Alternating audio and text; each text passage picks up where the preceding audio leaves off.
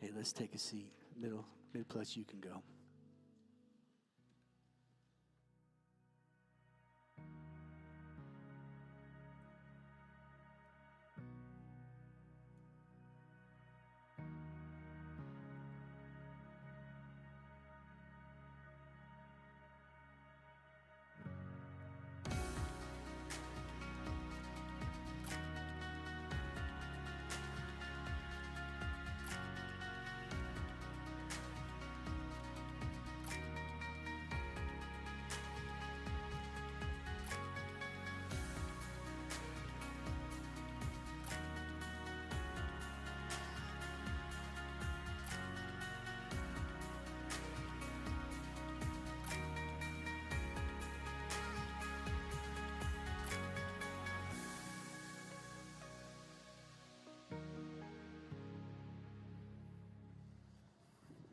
Good morning, church. I'm Pastor Jeb.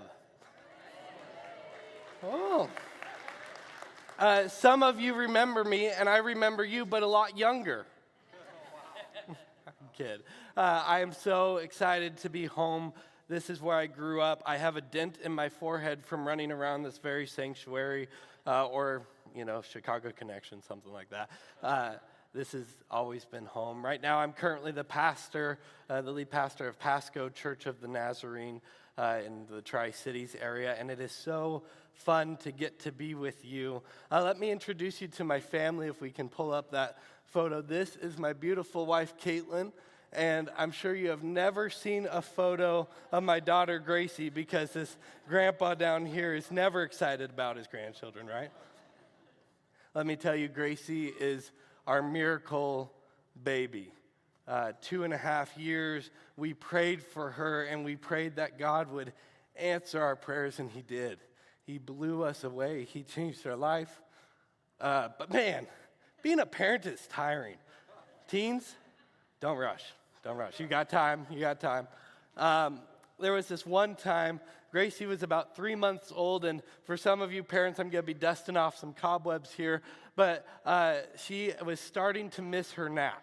I was on the way home, and if you remember the days where naps are life and death, they change everything, and I missed a nap window, which meant that I got to do a 2-mile walk with her in the stroller, just trying to get her back to sleep, going, come on, Gracie, please, please. And every time I'd pull up the little thing to see how she's doing, she's just, wide awake, staring at me.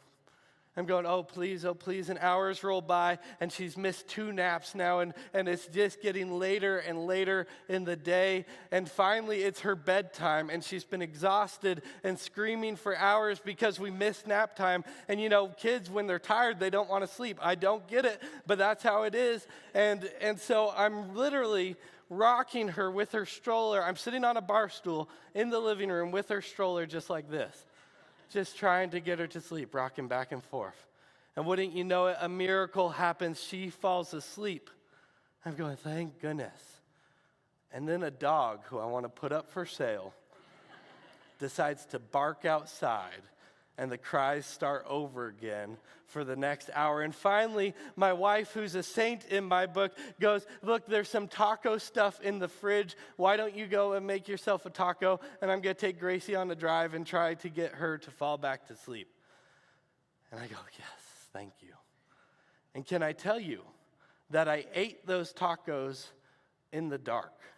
I didn't need a light on in the house. I didn't need there to be the TV on or a fan or anything. I was so overstimulated, so burnt out, so tired that there was nothing better than eating tacos in the pitch black just by myself. Just taking a moment going, thank you, Jesus. Can I tell you that sometimes God speaks in the silence? Have you noticed that our world continues to get busier? And teenagers, your world is absolutely insane. I look at when I went through school, and according to the old people, I was in school 5 minutes ago, but I look at the world that you guys are in, and it's just crazy how much you have going on. And adults, I look at the world that we build for ourselves with our work and our job and our kids and school and all these things. I go, it's crazy how much we continue to add on to our schedule. That we're constantly busy, constantly adding more and more and going, oh man, this is good, and so I'm going to add it, and this is good, and I'm going to add it. And so many of the things that we put on our plate are amazing, good things that are blessings, like my daughter is to my life, where she fills me with joy. But can I also tell you, it takes a whole lot of time. And I find myself continuing to add more and more and more to my plate, going, I need to get up an extra hour early because I need to do this. I can't get sick right now because don't you know I have this and this going on. I can't take a break tonight because I have this, and my life just continues to get busier and busier until when I finally stop, I feel my heart beating in my chest because how can I do any more? How can I add any more to my plate? I just can't breathe because I've added so much chaos.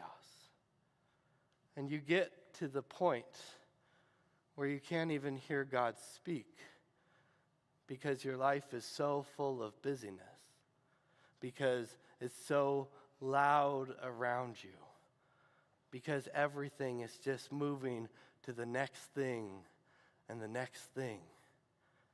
And pretty soon we find ourselves overwhelmed and broken.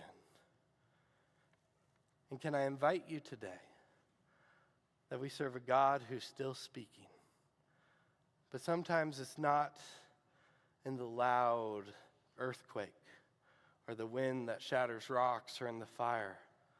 Sometimes God speaks in a still small voice, and we have to be listening for it.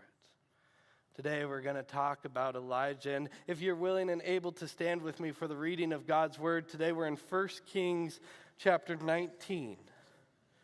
Verses 3 through 13, it says this. Elijah was afraid and he ran for his life. When he came to Beersheba in Judah, he left his servants there. While he himself went a day's journey into the wilderness, he came to a broom bush, sat down under it and prayed that he might die. I've had enough, Lord, he said. Take my life. I'm no better than my ancestors. Then he lay down under the bush and he fell asleep.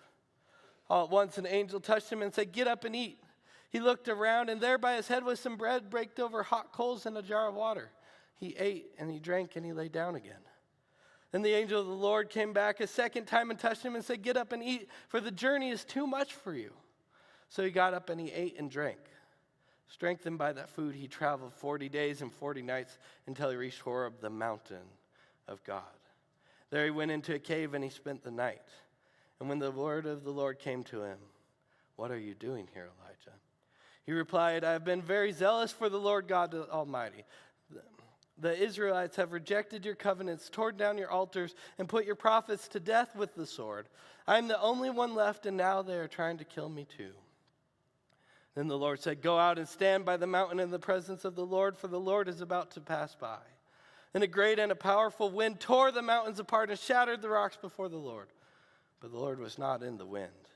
And after the wind there was an earthquake, but the Lord was not in the earthquake. And after the earthquake came a fire, but the Lord was not in the fire. And after the fire came a gentle whisper.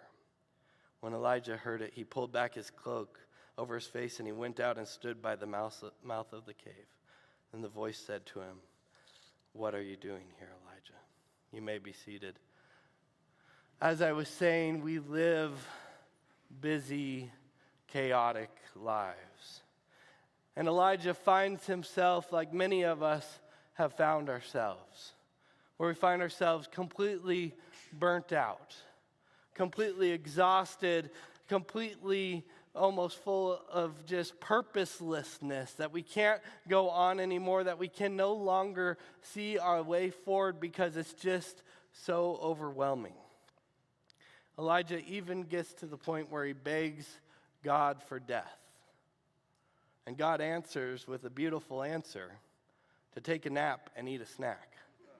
Some of you have been waiting your whole lives for this moment, for your spiritual direction and guidance today is to take a nap and to eat a really good snack. So today, when your spouse looks at you and says, honey, can you do, you say, well, Pastor told me today is my day to take a snack and eat a nap. No, to take a nap and eat a snack. we find ourselves overwhelmed by busyness. As I was planning and preparing this sermon, I read a book, and it had some fascinating stats on busyness that I want to share with you. It said this, it said 5 quintillion bytes of data are created every single day. Every 2 days, we develop as much information as we did between the dawn and civilization in 2003. So from the beginning to 2003, we make that much information every 2 days.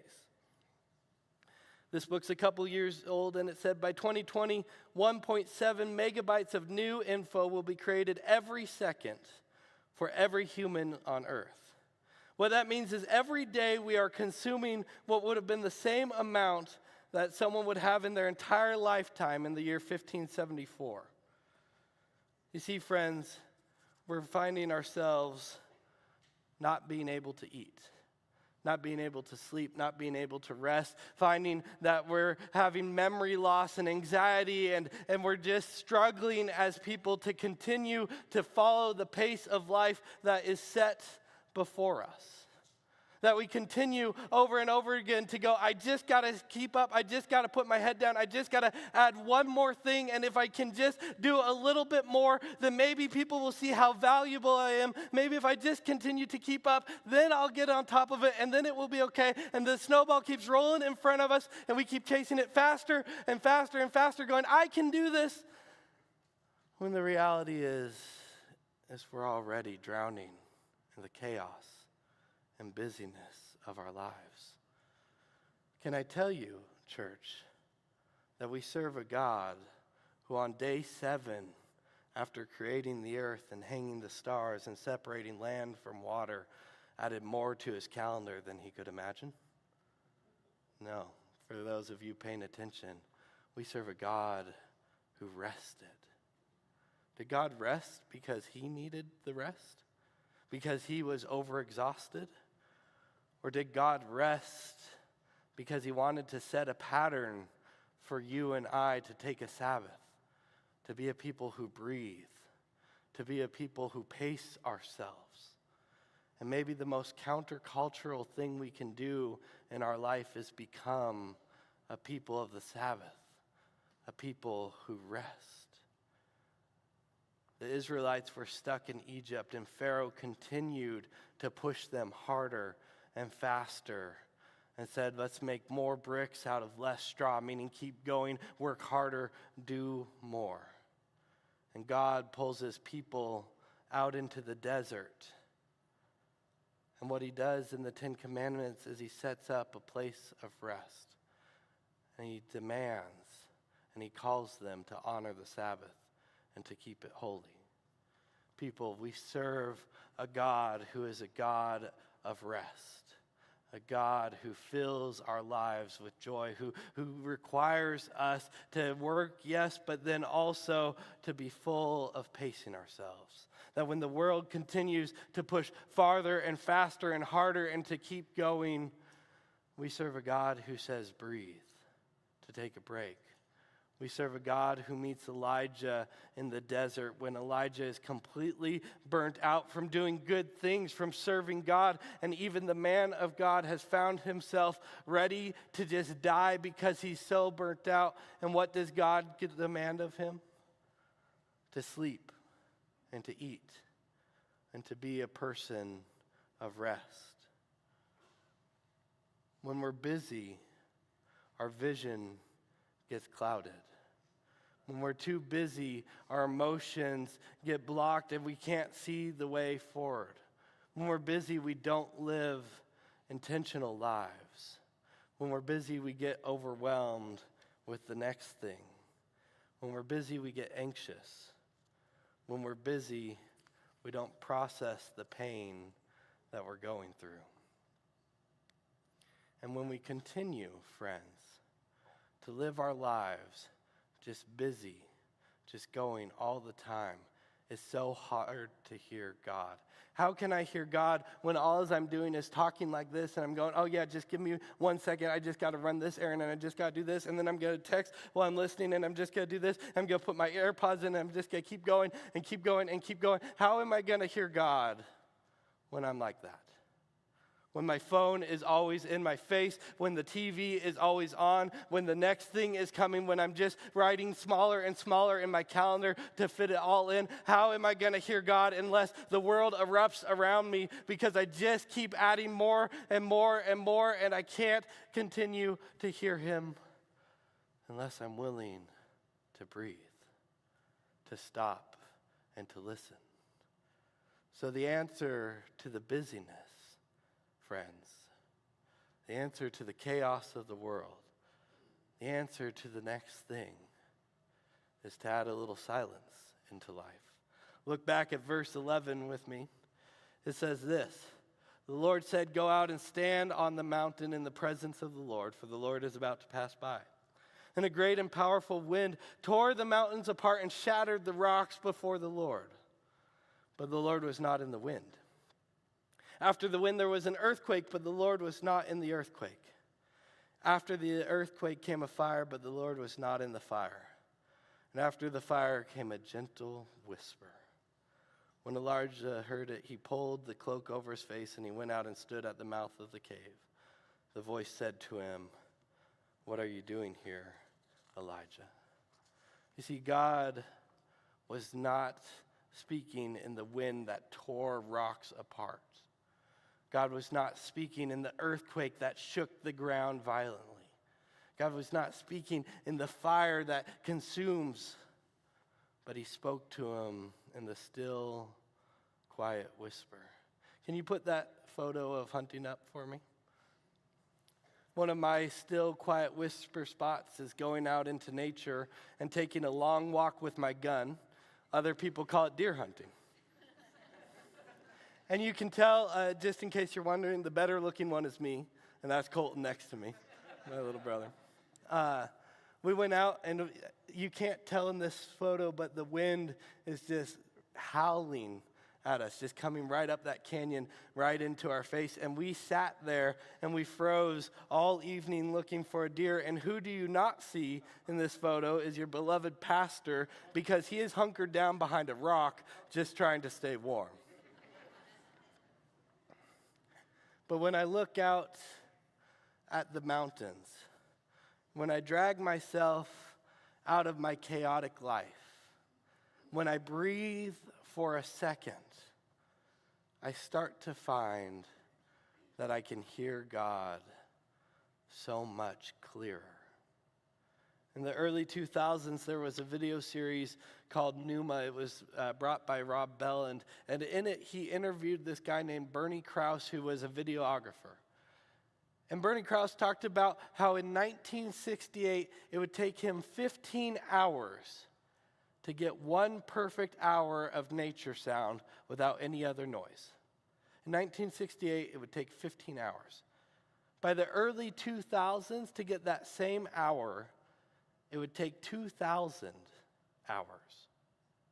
You see, we live lives that have become so much more noise-filled, and we don't even realize what we've done to ourselves. How many of you, when you're walking around, like I said, you pull out your phone and you're talking to someone because you can't stand to take a moment of silence, or you put your AirPods in while you're working outside in the garden because how dare it be silent? Or maybe even you're sitting at the dinner table and you go, man, we should put the TV on in the background, and you don't even realize what you're doing. You turn your sound machine on or your fan when you fall asleep. And by the way, I'm never giving up my fan when I sleep. But you continue to add more and more sound into your life. And before you realize it, you're watching TV while you answer your phone, while you're also talking to your spouse, because you just can't stand the silence anymore. In fact, they have chambers that you can go to that have a perfect no sound, complete room. I just imagine it's full of egg cartons. But people actually start to go insane if they spend long enough in there. At about 30 minutes, people start to feel physically sick because we've gotten so used to the sound in our lives, masking our pain, masking the chaos, masking the tiredness and brokenness that we feel in our heart and our soul to the core, that we can't handle it anymore, that we can't handle the silence, that we don't know how to just breathe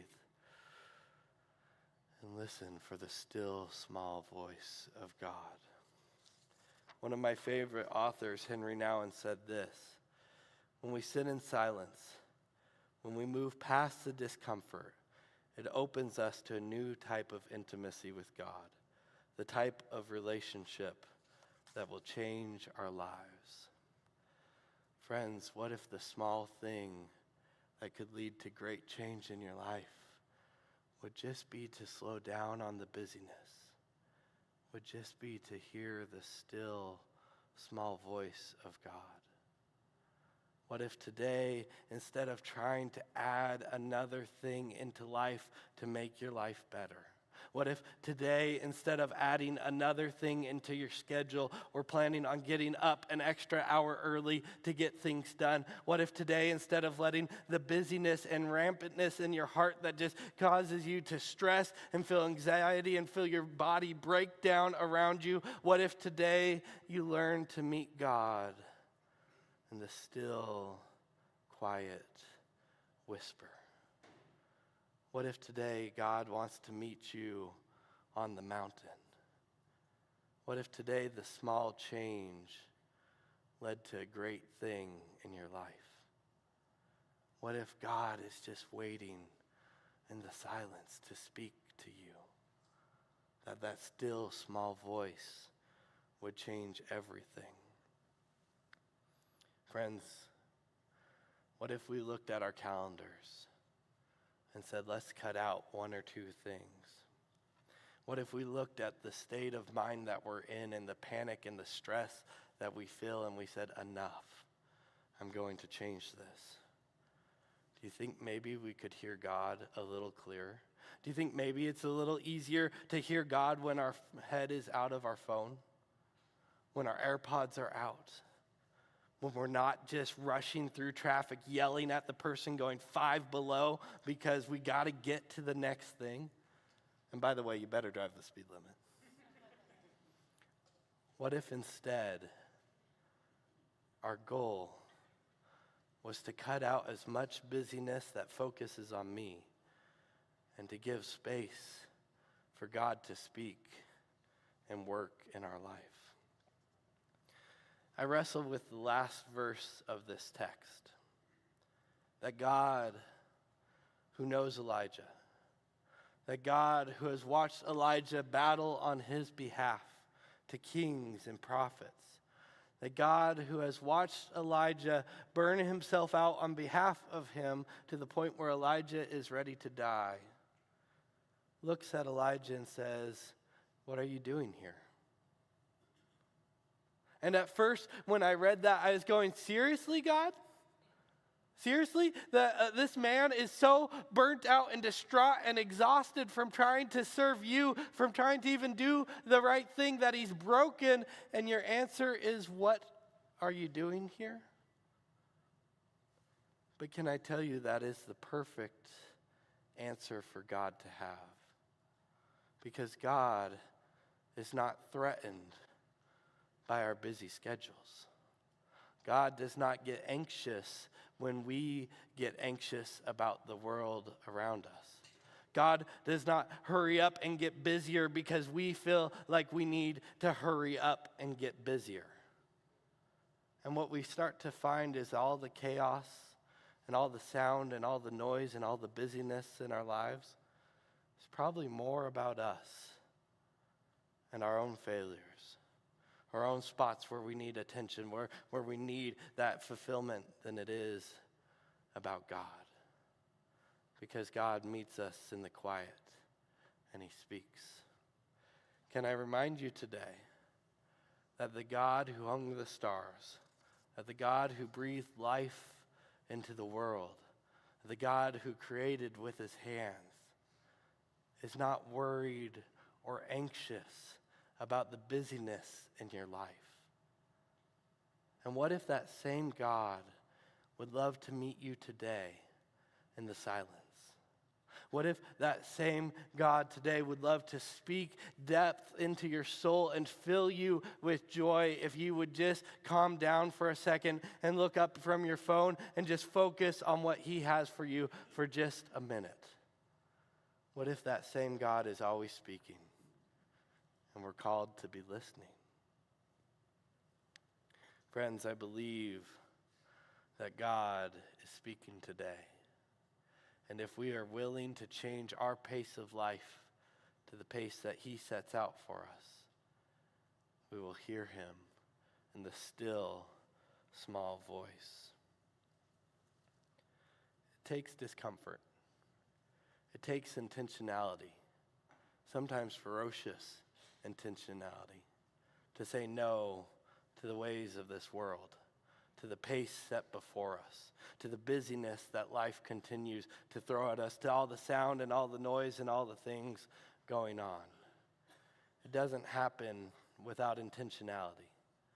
But when we do, when we set aside that time for God, it's amazing how clear he speaks.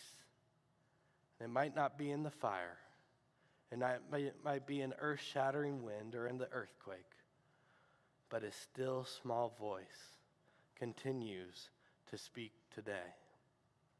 Teenagers, hi friends, you live busier lives than just about anyone else. But can I encourage you today to breathe? Know that it's going to be okay. And breathe and let God speak into your lives. Friends with babies, good luck. I'm there with you. But what if we even took 10 more minutes in the morning or 10 more minutes at night? I don't have a ton of time in life, but I can certainly fight for 10 extra minutes to hear the voice of God. Those of you who are in your career and you're just making great headway and things seem to fall on your plate because you are the responsible party at work. Can I invite you to remember that your value is found in God? To set a pace for yourself, to breathe and listen to him. And for some of you today, you're a little bit older than the rest of us. And you might find that you have a lot of silent time on your hands. That you find yourself in the quiet more often than anyone else. Can I invite you to be the strongest prayer warrior? To bring wisdom and joy to those around you who are still stuck in the rat race. I have some ladies in my church who are in their 80s, and they bestow more knowledge and wisdom and joy and energy than anyone else in the church because they just have the time to give of what God has already given them. And they can lead others into the silence to hear the still small voice of God. Wherever you find yourself today, teens, parents with kids, workers, adults, we serve a God who loves to speak to us if we are willing to hear his still, quiet whisper. We serve a God who calls us to live counterculturally, to choose a life of balance, to choose a life that allows him the space to speak in the still, quiet whisper. To choose to listen to God above anything else in life. In a moment, Pastor Tim is going to come up and he's going to lead us in communion. And communion is a reminder to us of God's willingness to come to us. Of God's willingness to speak and to have relationship with us through his Son. And friends, can I just invite you today to do a small thing, whether it's on your calendar, whether it's the noise in your ears, whether it's your phone, to make a small change to focus on God more than the chaos of this world. And I invite you that I believe you will hear him more clearly than ever. Pastor Tim.